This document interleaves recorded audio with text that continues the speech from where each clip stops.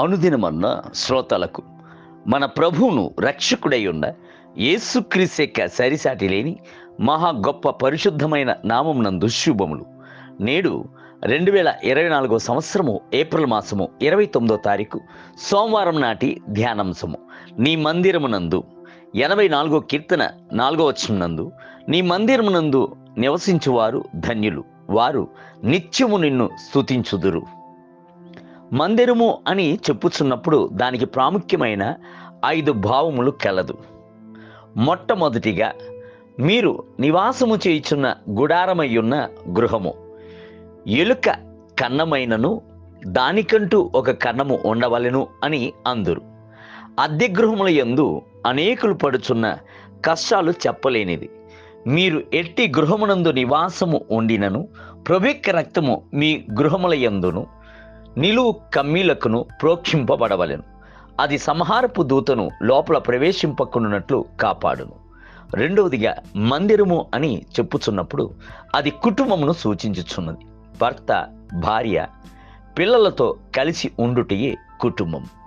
కుటుంబమును స్థాపించిన వాడు ప్రభువే.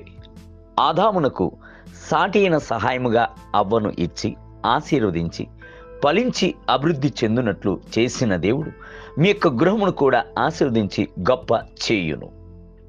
మూడవదిగా, మందిరము అని చెప్పుచున్నప్పుడు అది మీ యొక్క శరీరమును సూచించుచున్నది. ఈ శరీరమునందే మీరు జీవించుచున్నారు. మీ ఆత్మయు ప్రాణమును ఈ శరీరమునందే నివాసము చేయుచున్నది. మీరు రక్షింపబడి క్రీస్తును అంగీకరించుచున్నప్పుడు మీ శరీరము ప్రభు యొక్క మందిరముగాను ఆలయముగాను నివాస స్థలముగాను మారుచున్నది. బైబిల్ గ్రంథము సెలవిచ్చుచున్నది, ఈ మర్మము యొక్క మహిమైశ్వర్యము ఎట్టిదో అది అనగా మీ యందు క్రీస్తు మహిమ నిరీక్షణ అయి ఉన్నాడను సంగతి. కొలొస్సీయులకు రాసిన పత్రిక 1వ అధ్యాయం 27వ వచనం.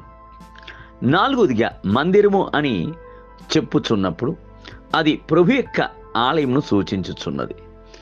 అక్కడ సేవకులను విశ్వాసులను ప్రభువును ఆత్మతోనూ సత్యముతోనూ సేవించుచున్నారు. అక్కడ ప్రభువును దర్శించుచున్నాము. ఆయన యొక్క ప్రసన్నతను గ్రహించుచున్నాము. ప్రభు కూడాను మన ప్రార్థనను ఆలకించి మన యొక్క అవసరతలన్నిటినీ దర్శించి ఆశీర్వదించి తన ఆలయం యొక్క పరిపూర్ణమైన ఆశీర్వాదం చేత నింపి పంపించుచున్నాడు. దావీదు రాజు సెలవిచ్చున్నాడు, యెహోవా మందిరమునకు వెళ్ళెదమని జనులు నాతో అనినప్పుడు నేను సంతోషించి తిని. 122వ కీర్తన 1వ వచనం. ఐదవదిగా, మందిరము అని చెప్పుచున్నప్పుడు అది పరలోకపు గృహమును సూచించుచున్నది. నిత్య నివాస స్థలమును సూచించుచున్నది. బైబిల్ గ్రంథము సెలవిచ్చుచున్నది, మన పౌరస్థితి పరలోకమందున్నది. అక్కడి నుండి ప్రభువైన యేసుక్రీస్తు అను రక్షకుని నిమిత్తము కనిపెట్టుకుని ఉన్నాము. ఫిలిప్పీయులకు రాసిన పత్రిక 3వ అధ్యాయం 20వ వచనం. యేసుక్రీస్తు చెప్పెను, నా తండ్రి ఇంట అనేక నివాసములు కలవు. లేని ఎడల మీతో చెప్పుదును, మీకు స్థలము సిద్ధపరచ వెళ్ళుచున్నాను. నేను వెళ్ళి మీకు స్థలము సిద్ధపరచిన ఎడల నేనుండు స్థలములో మీరును ఉండులాగన మరలా వచ్చి నా యొద్ద నుండుటకు మిమ్మును తీసుకొని పోదును. యోహాను సువార్త 14వ అధ్యాయం 2 మరియు 3 వచనం. కీర్తన గ్రంథము అంతయును భువియందు ప్రభుని స్తుతించేటువంటి స్తుతి చేత నింపబడి ఉన్నది.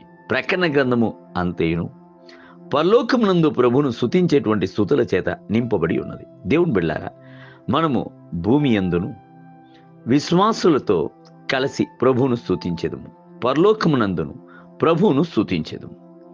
నేటి ధ్యానమునకై నేను యెహోవా ప్రసన్నతను చూచుటకును ఆయన ఆలయంలో ధ్యానించుటకును నా జీవిత కాలమంతయు నేను యెహోవా మందిరంలో నివసింపగోరుచున్నాను. 27వ కీర్తన 4వ వచనం.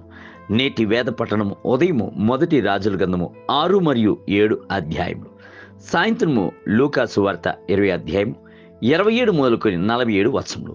ప్రభు మిమ్ములను దీవించునుగాక. ఆమేన్.